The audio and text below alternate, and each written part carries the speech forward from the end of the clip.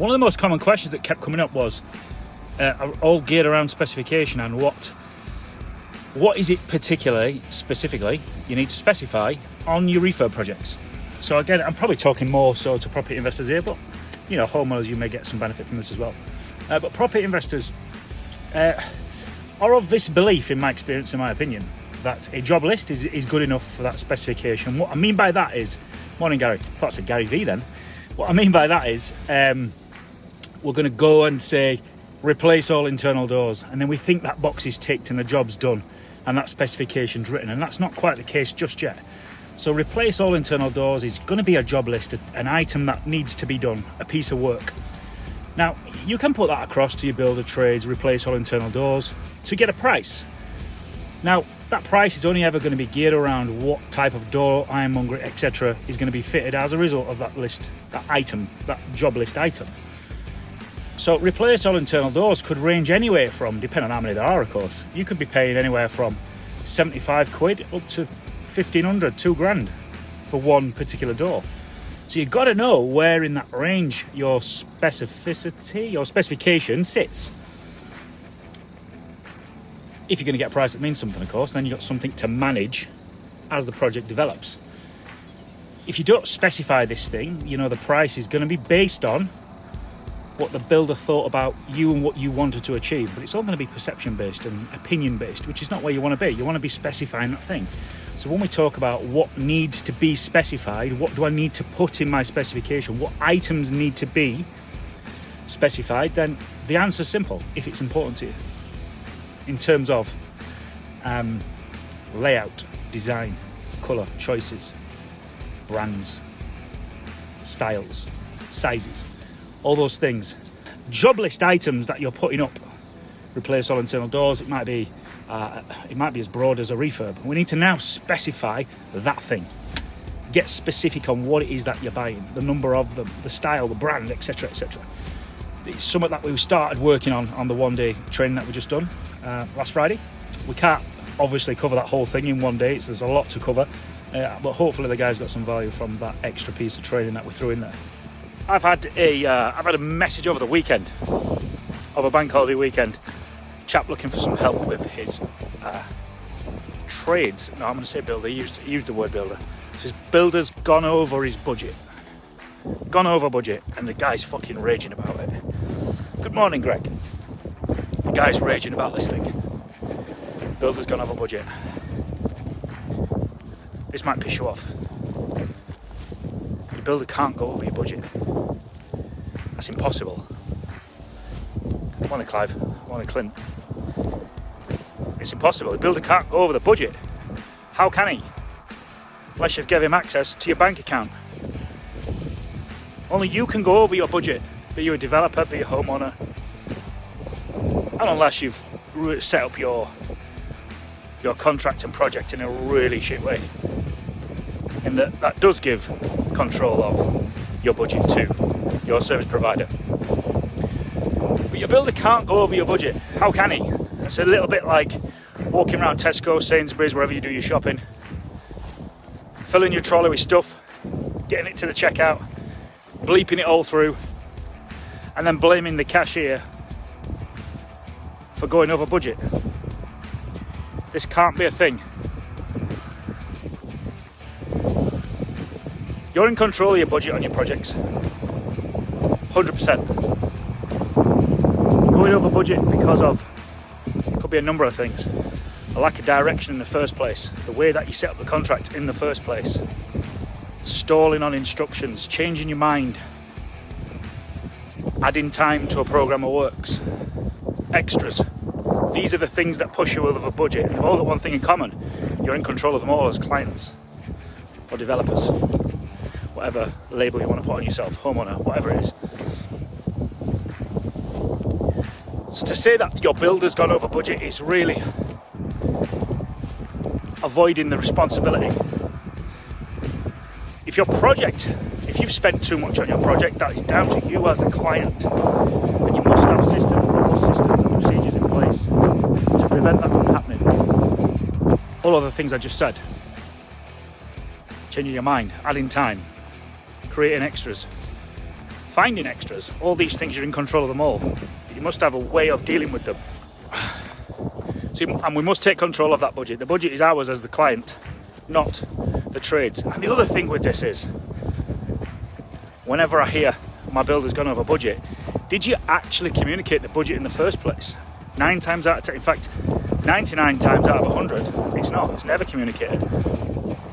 So how can a builder stick to a budget when he doesn't know what it is in the first place? Because we all keep it secret, keep it close to our chest.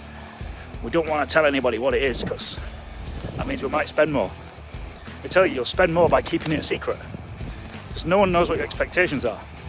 So you're not communicating it. This has to be a joined up approach when you're delivering a project. Now, I'm not saying be totally open book. At the end of the day, you are still a customer buying a service. But still, if that's your thing, if managing and controlling your budget is your thing, then you've got to communicate it. It has to be communicated, or it can't be stuck to. It's impossible. So just think about that the next time we're making these statements. Sparky went over budget, builder went over budget, plumber went over budget, whoever. The brickies went over budget. They didn't, you did. The client did. The client is solely responsible and solely in control of how much you spend. Take it back to the supermarket. Who's in control of what goes in the trolley? You are. The client is. Your biggest frustrations when working with trades and builders, that's what I want to talk about this morning. It was a post I saw in one of the larger property groups yesterday. Pretty sure it's Progressive, I forget. But it was, what is your biggest pain point when dealing with trades and dealing with builders? Obviously this is aimed at property investors, and this guy was looking for a bit of feedback, I guess, and wanting to share those pains and maybe offer a solution. But they all have one thing in common, which I'll come on to in a sec. So some of the comments that were in there was them not turning up on time, them not being there all day. That was another one. Cleaning up after themselves was another one. Reliability, punctuality, they all have a kind of a theme. There's only one thing they've all got in common, all wrapped up into unmet expectation. That is the thing. You're feeling those frustrations because your expectations are not being met. Think about it. So, was he there all day? Well, no, he fucked off at dinner time. Well, he might have got done what he was there to do. But just because he's not there all day doesn't mean he's not delivered the service which you paid for. Now, if you expected him to be there all day, that's on you to communicate that. So there are two options when we are faced with this thing. When we're faced with unmet expectation, we either communicate that expectation. We've got to tell people what we expect them to deliver in terms of service or in terms of quality, whatever that thing is. You have to communicate that expectation. Or don't be surprised when it's not met. A non-communicated expectation can never be met. Think about that. The second way we get around this thing is by lowering our standards or lowering our expectation. You might not be prepared to do that, but you have to do that if you haven't communicated the expectation in the first place. So when I say lowering the standards and maybe lowering that expectation, it might well be that, okay, I didn't communicate my expectation. I didn't get the level of service that I expected, so now I have to lower it to the service level that's been delivered. They are your two choices. Communicate your expectation. If you're not prepared to do that, then you have to lower them. This will remove so much pain from your world. This will remove so much of that frustration that you may well feel when working with trades and builders. You are being lazy and ineffective if you are doing this. So, if you saw me yesterday, I'm down in Birmingham this week. Chucking it down today, actually. Down in Birmingham, and I checked my emails last night. I had a couple of inquiries come in for construction work for my construction company. People asking for refurbishment services. One particular inquiry came over was for a HMO conversion and a couple of flats, actually. A house into 2 flats. Now, I have gone back with my stock response. We have we call it an RFI, a request for information. So we send over a document, a form for the potential customer to complete so that we're able to deliver a better service. And that document asks for things such as drawings, specification, timelines, etc., etc. Lots of different things that are going to impact our ability to deliver a service. Lots of things that are going to allow the customer to be more effective with their time. And this is what generally happens. And if this is you, this might piss you off. If this is you, stop doing it and be more effective, be more efficient, and be more direct with your inquiries. This is what will happen. I guarantee this is what will happen. That is work. For someone to have bought a property and for me to ask for that detail, ask those questions, ask for that information, it's work for that potential customer to do. They've got to get this information and get it to me. Now, in my experience with working with property investors, this is what will happen. They'll send out another inquiry, maybe another and another and another. They might get 3 or 4 inquiries out there, maybe even more. Any professional construction company, any builder worth their salt will ask for that information. And if they don't, that would be my first alarm clock. That would be my first red flag that I'm not going to work with this person. If they're not asking for that information, they're not able to give you any accurate data in terms of price or period without that information. And if you can't provide that, this is what will generally happen. You'll ask someone else that doesn't ask that question because that's easier. Go out to another builder that will give you the information that may meet your expectation or your ideology in terms of a response. So they'll ignore my form. This is what will happen. I guarantee this is what will happen. They'll ignore my form and they'll have sent it to 2 or 3 others. And 2 or 3 others might come back with a number that meets their expectation or ideology. Morning, Christian. And when that happens, I'm the awkward one. I'm the awkward one that's dicked them about, and I'm the awkward one that's asked them for information that I don't need, in their opinion. I'm just being difficult. But let me tell you this. You have to get this information over to your trades, your builders, at some point. Ideally at this point. But that information has to come across if you want to deliver an effective, efficient, compliant project. There is no question about it. This is not, oh, should I bother? Or maybe I don't need to. This has to happen. It's... And people don't see this. They think I'm being difficult. They think I'm being difficult in asking for the information. So they go elsewhere. Morning, Steve. They go elsewhere and they'll ask another trade, another builder that is prepared to do that without that information. Now that is fucking madness. That is fucking madness. Let me liken that to walking into a travel agent. You walk into a travel agent and say, hey, book me a holiday, will you? And they go and book it you. How many expectations there of yours are not going to be met? And this is exactly what will happen on your refurb projects if you don't get this fucking shit together. This will happen, I guarantee it, every time. Top tip, musings. Thoughts, if you will. So what I want to talk about is a number of property groups that I see, a number of homeowner groups that I see also, people getting building work done. And when they're getting that building work done, come across what they believe or perceive to be an issue relative to quality or standards. And it could be, off the top of my head, I saw one yesterday, something to do with wheat vents. Should I have wheat vents in this building? Now, I get the question, totally. What I don't get is the audience in which to ask. So, what I mean by that is, as property investors, if you have a question about the build, about the process, about the project, about standards, about quality, about prices, how long stuff should take, all of those important parts, don't ask for the property investors is my advice. Ask the people that are doing the work. So the first question I would ask, the first person I would ask, is the people doing the work. That would be the first place I would go. I don't know why we're uncomfortable in doing that. Maybe people think that they're going to get the challenge in someone. I don't know what that thought process is.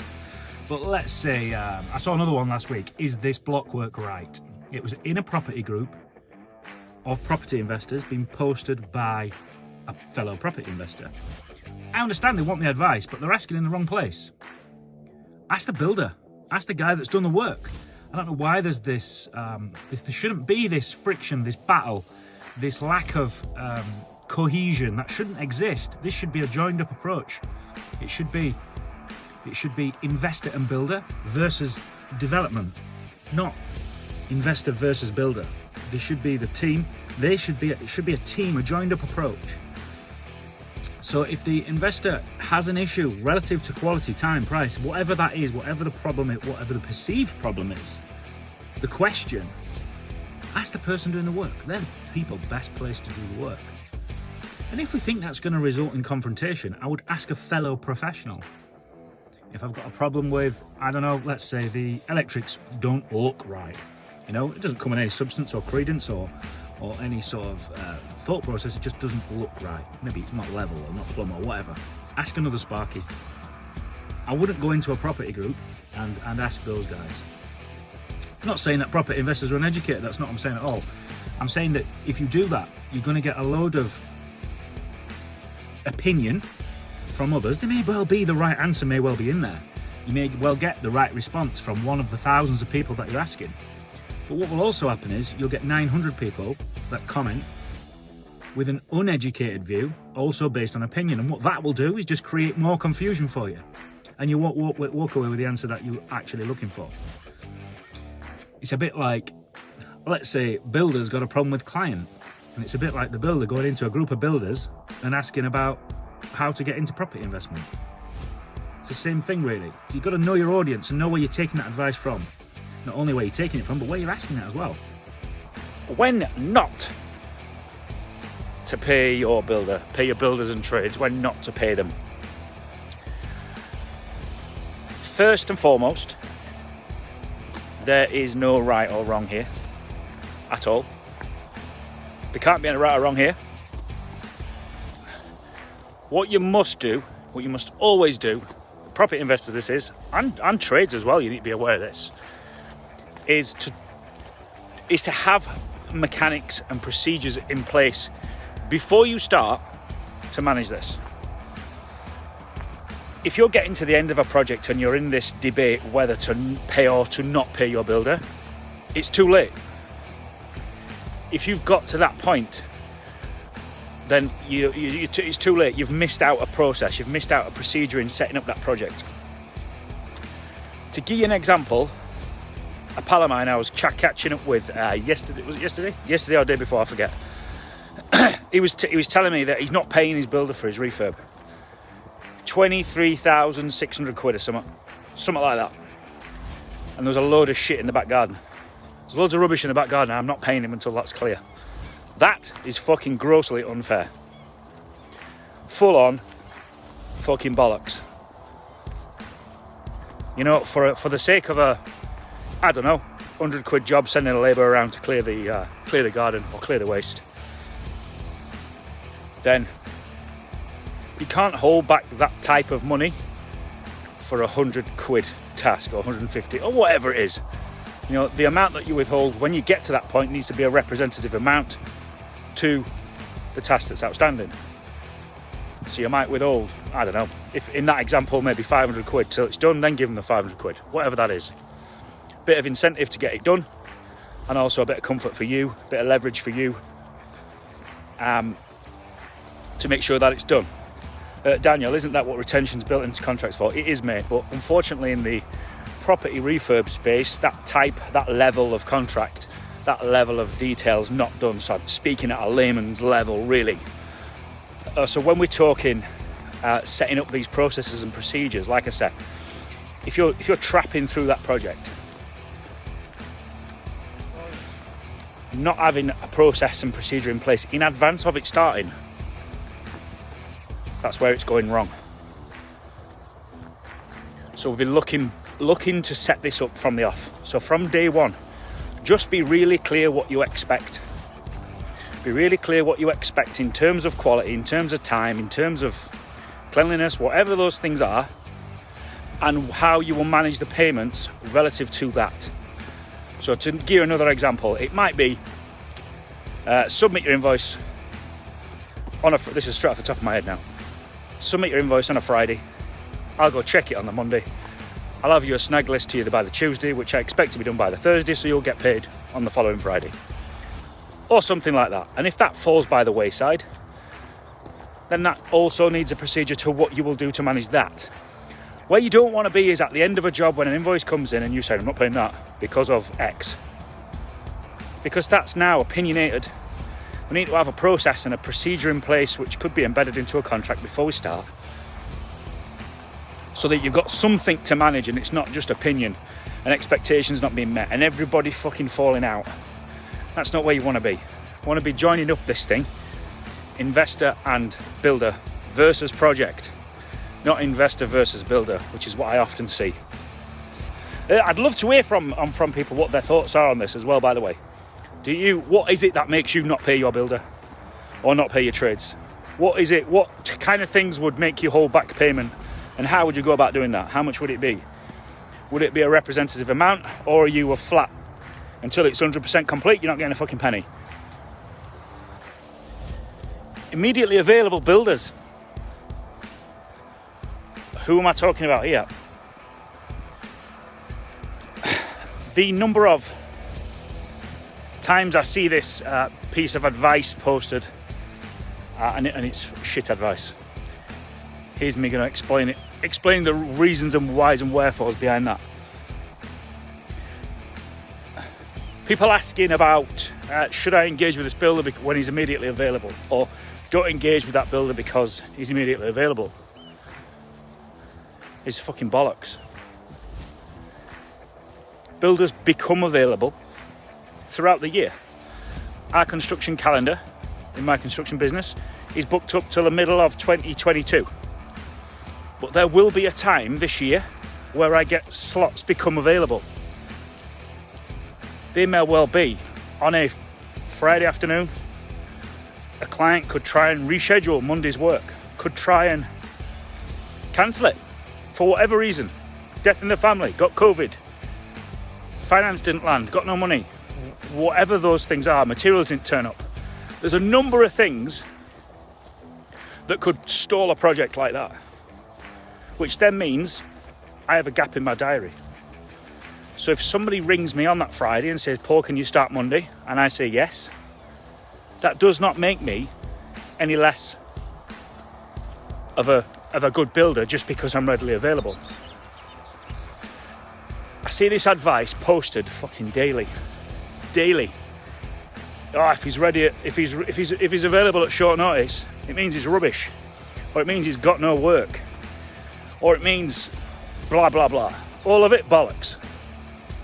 So if you are sending out those inquiries and you're getting responses back from guys that are immediately available, just ask the question. Just ask the question of, how come you're available at short notice, mate? That's it.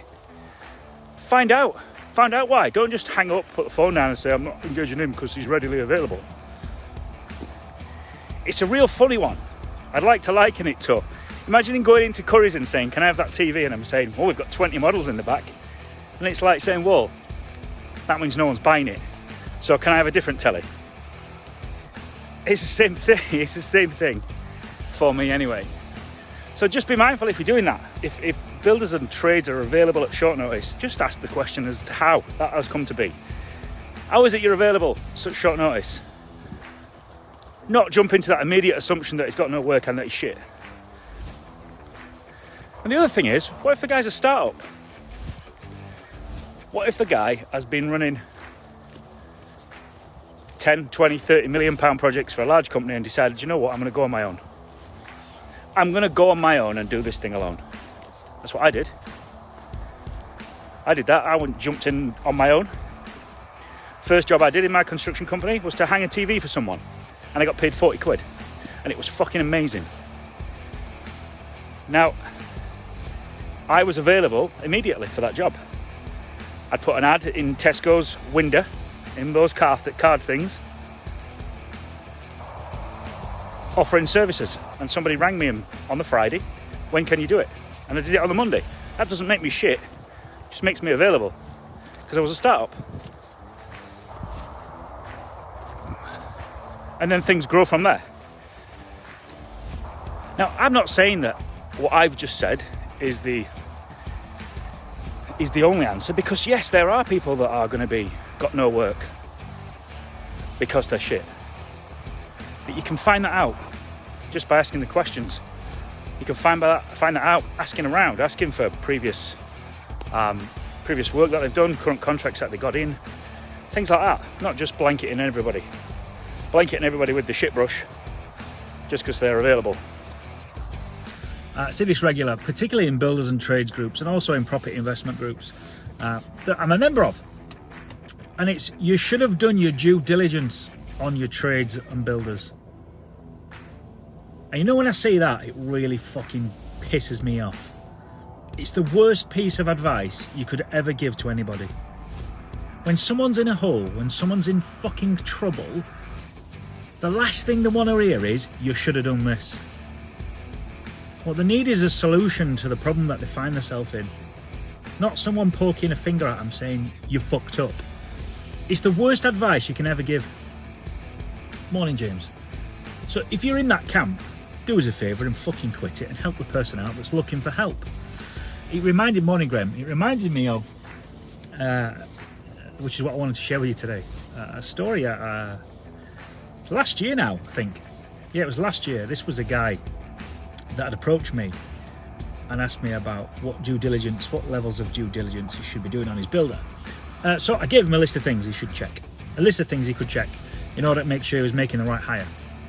So he's gone out to market, gone out to various platforms to try and find the right builder to deliver a service for him. This particular guy that he wanted to engage with, now he said to me, I've got a really good feeling about this guy. I met him, we met for coffee, I ran through everything that I expected in terms of service, and he seemed to be really on the ball with everything. He knew what he was talking about, he talked the talk, he gave me what I wanted, he gave me a broken down quote, he provided me with references, he gave me photos of his work, blah, blah, blah, blah, blah, all the things I told him to do. So I did all these things. Then he rings me about a week or so later. Was it a week? Yeah, it was about a week or so later, and he said, Paul, I didn't go with that builder. So why is that then? He said, well, I did my due diligence on him. And I went, right, I thought you'd already done that, mate. And he said, yeah, but I went on company's house and checked his accounts. I was like, right. And he said, and I found, and I forget the exact number, but it was a big number. I found that, I think it was 170 grand, but that is off the top of my head. I found that I made 170 grand of a profit in the last tax year. And my response was, fucking hell, that's awesome. And he looked at me as if to say, what? He goes, what do you mean that's awesome? I said, well, that's fucking really good. It looks like he's doing well. And his response was, well, if he's earning that much money, he must be ripping people off. And I was fucking blown away by this. I really was blown away. He must be ripping people off because he's doing well. Crazy. So my question back to him was, what number would you need to have seen in order for you to do business with this guy? And he didn't know. He's like, well, actually, I don't really know. So it was, so what was the purpose of checking them accounts? You checked the guy's accounts for what purpose? Well, I needed to know, what kind of profit he'd earn. Yeah, so what did you expect to find?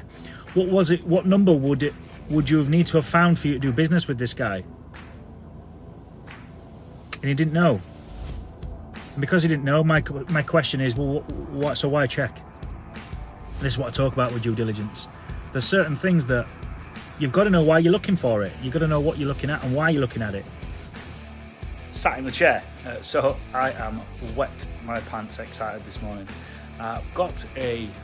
Went to a property viewing on Saturday for ourselves. This is something that we rarely do. There was no sort of plan to move just yet. We had it in the big plan, in the 5-year, 10-year plan. We had it. We'd move one day into a barn stroke farm. Went to view one at the weekend on Saturday. For the second time, we've done all the desktop that we needed to make sure that this thing works. and to make sure that there's enough profit in the deal for us to go into this finance-wise. So I guess this morning, what I want to talk about this morning is surrounding yourself with the right people in order to go and do that and go after what it is that you want to achieve. Now, if I was to take myself back 5-10 years, the people I surrounded myself with at the time, there's no way I'd be going ahead with this. I'd say a big number and go, and I'd be pulled. I won't say I would be pulled down. Yeah, well, I'll say I would. It would be laughed at, be scoffed at, be kind of like, oh, you can't do that, or you ain't got the money, and you'd kind of believe it. But now, when you put yourself around, in the last sort of 2-3 years, put yourself around people that encourage you to move forwards and support you in your dreams and support the things that you want to go and achieve in life, that is very, very powerful. So to have a group of peers that are going to support you in doing this is unreal, and I can strongly recommend that you go ahead and go do that. Get yourself into, I hate the phrase power team, but that's exactly what it is. I need a new word for that, so if you can come up with one, then do drop it in the comments for me. We need a new word for power team. So in my own peer group, I started sharing the data from this deal, and I've got the power team to be able to jump on the phone to a broker. So a friend of mine, Paul, is a commercial broker. So it was just a case of being able to jump on the phone to Paul and being able to just ring someone like that and sort of run through your ideas and run through what it is that you want to achieve, what do you need, and how we're going to go about doing this. Then that is amazingly powerful. Now I keep saying that word, but it's so I don't know what the word is, warming to be able to have that person, have that someone on the end of a phone that you can ring and say, hey, listen, mate, this is what I've found, this is what do I need to put in place, what do I need to show you. Also in my own peer group as well, this is something that I've never even heard of before. So I was talking to a geographer, Steve Dunn, geographer by background, and also does some work in the deal sourcing world. Now, he shot me over a link to get paid to plant trees. I've never even heard of that. And there's the potential there to add like 70 grand in funding just to plant trees. I would have never, had I not been a part of a group like that, I would never have known about something like that. There's all sorts of things available when you reach out to your peer group and start sharing ideas and sharing what it is that you're doing and telling everybody what you do, just to get that feedback, input, and all the rest of it. Now, what I've got to do this morning is I've got to get the work priced up. So I'm going to be sitting around a table with my team of staff, consultant QS, quantity surveyor that is. I'm going to start looking at how much this thing is going to cost to build out in today's market. The market's drastically shifted. Labour prices have gone up, material prices have gone up. Jason, yes, also when classed as woodland, it's exempt from capital gains tax and inheritance tax. Yeah, absolutely, mate. And all this stuff, you don't find out about this stuff if you don't put yourself around the right people, I guess is what I'm talking about this morning. But as I say, I am wet my pants excited. We've got the deal that we want to put on the table and we think it's going to meet the vendor's expectation. I'm trying to contain myself, like genuinely, because we've been looking for this sort of thing for the last 6 months now, and we've missed out on 2 other opportunities, like huge opportunities. We've missed out on them. So this one just feels right. It feels like it's going to come off. It feels like it's going to work. And if it does, I cannot fucking wait to get it going and get started and sharing it with everybody as well, because it will be a massive thing for us in terms of the way that we live our life, the way that we deliver training, everything. It is going to be amazing. I don't want to share too much. Yeah, I do. I really do want to tell you everything, but I'm not going to. Where do I get the best trades when I'm on a very tight budget? Now, those two things don't go together. If you want the best trades, they don't come on a very tight budget. And if you've got a very tight budget, you aren't going to get the best trades. It's that simple. And that applies all the way across the industry. Products, trades, services, anybody that you're going to be getting in on those projects, on your refurb project. If you want the best, you've got to pay for it. It is as simple as that. If you are on a tight budget, you won't get the best. if you're on when I say tight budget, this guy actually wrote very tight budget. We did a bit of digging, a bit of a conversation, went backwards and forwards, and this guy he ultimately said he knew that the work was going to be in excess of 20,000, but he's only got 17. So that is going to reduce the levels of service that he's able to buy, the standard of products that he's able to buy, but he won't get the best because of that. So I think this is a huge thing in the property space, that people's expectations of the service that they're buying. Morning, Jason. The expectations of the service that they're buying, for me, is where it all goes wrong. This is me just thinking out loud now. You know, I see sort of people go at a project with a budget in mind, and that budget in mind isn't aligned with the service they want to buy. That's what I see looking at it coldly from the outside. Morning, Graham, hope you're well. So to give an example of that, I might be sat about to go buy, I don't know, a stack up a deal, and let's say that I think the refurb is going to be 20k. But that refurb that I'm buying for 20k, I've worked it out using my own individual trades, supplying my own materials, having a load of pain and project managing myself. But then when the property goes through, I'm in a full-time job, so I go to a one-stop shop builder to try and buy that service, and then get pissed off when that service is more expensive than what I anticipated, because the way that I intended to deliver it is not the way that I'm buying it. I hope that makes sense. I didn't put any plan into what I've just said. I just thought about that out loud.